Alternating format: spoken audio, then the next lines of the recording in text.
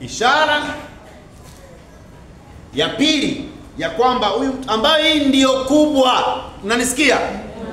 Kunena kwa lugha kusikuhadae, kusikudanganye. Mtu akinena kwa lugha usihadaike kwamba huyu amejazwa Roho Mtakatifu. Lakini endapo utamuona mtu anadhihirisha tunda la Roho kwa ukamilifu, basi tuseme hata kwa asilimia kubwa, huyo mtu ana Roho Mtakatifu wa kweli. Amen. Haleluya. Amen.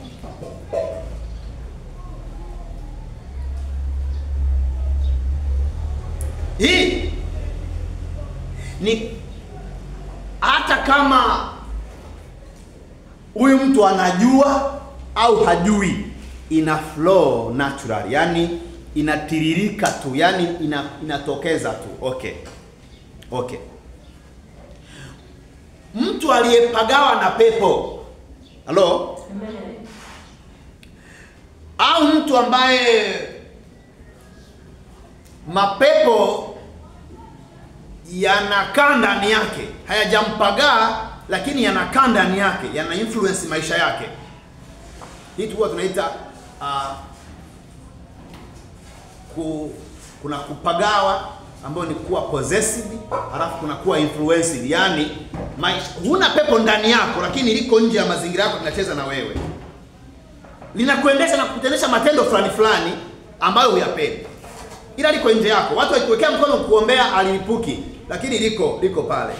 Ni mpaka kutokee special grace, neema fulani ambayo Mungu anaweza kuiachilia na likatoka likalipuka. Halo? Amen.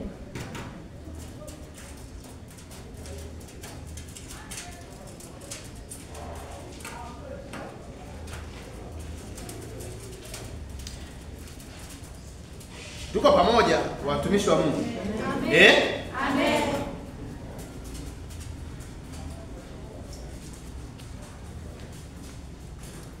Mtu aliye na mapepo ana hasira naturally. Yani naturally tu hasira inamwendesha. Kila mwanadamu huwa ana hasira, ila yeye mwenzetu hasira inamwendesha inavyotaka yenyewe. Halo? Amen. Hasira inamwamlia usimsalimie Neema. Kwani wa nini? Halo? Amen. Jana alikuangalia jicho gani yule? Akakuangalia jicho baya sana jana.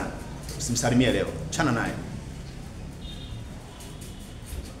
Hafikia siku ndo unaanza kumsalimia. Leo achana naye. Yaani inakuendesha ila wewe hujui. Halo? Amen. Mtu anakuongelesha vizuri, wewe unamjibu vibaya. Kakuongelesha jambo zuri tu la kawaida, wewe unamjibu vibaya. Ina flow tu naturally. Mpaka mtu aliye pembeni yako anakuwa anajiuliza, mbona kitu nilichomuuliza kilikuwa ni cha kawaida tu. Halo? Amen. Janeti, umemuona Neema?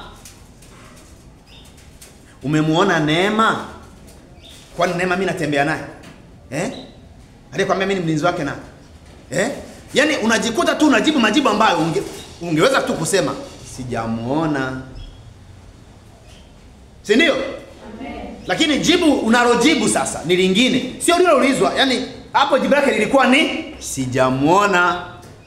Si ndio? Amen. Ila wewe umejibuje uhusiana?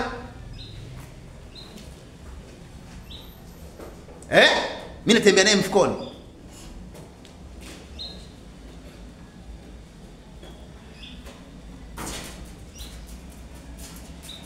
Halo?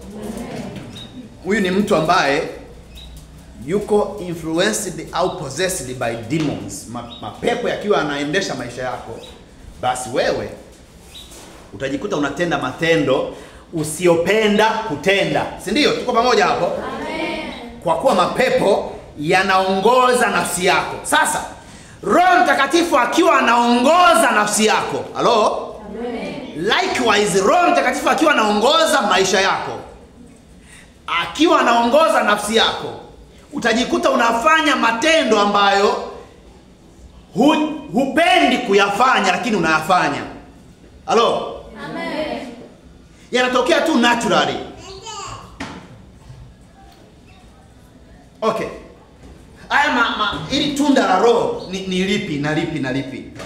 Unaweza kusema mtumishi wa Mungu, inawezekana mimi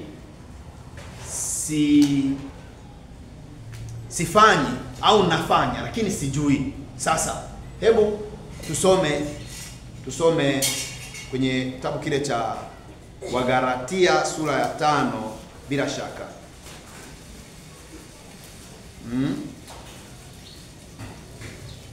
Wagalatia sura ya 5 mstari wa 22 kuanzia hapo. Soma.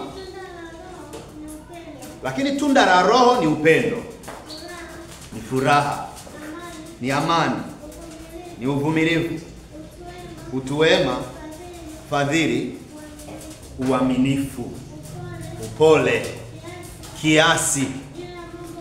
Juu ya mambo kama hayo hakuna sheria. Haleluya. Amen.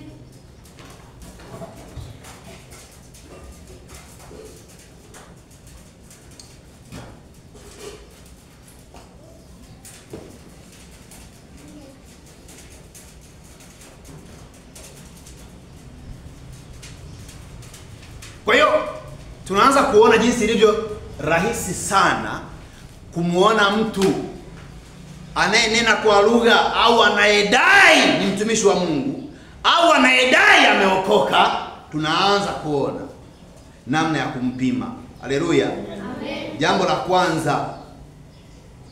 la kwanza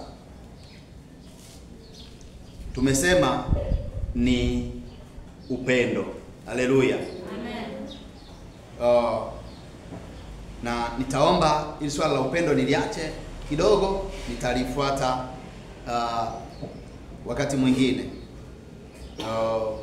kwa sababu ni kipengele kinachojitegemea. Nimekiweka kama kipengele kinachojitegemea kwa mazingira fulani.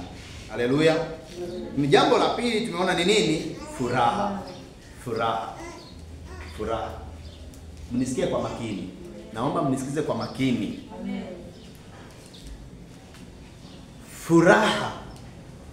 Furaha. Neno furaha kama unavyoijua nini? Furaha ni ishara ya kwamba wewe umejaa Roho Mtakatifu. Kuwa na furaha sio ishara pekee, ni moja ya ishara kwamba wewe umejaa Roho Mtakatifu. Halo? Amen.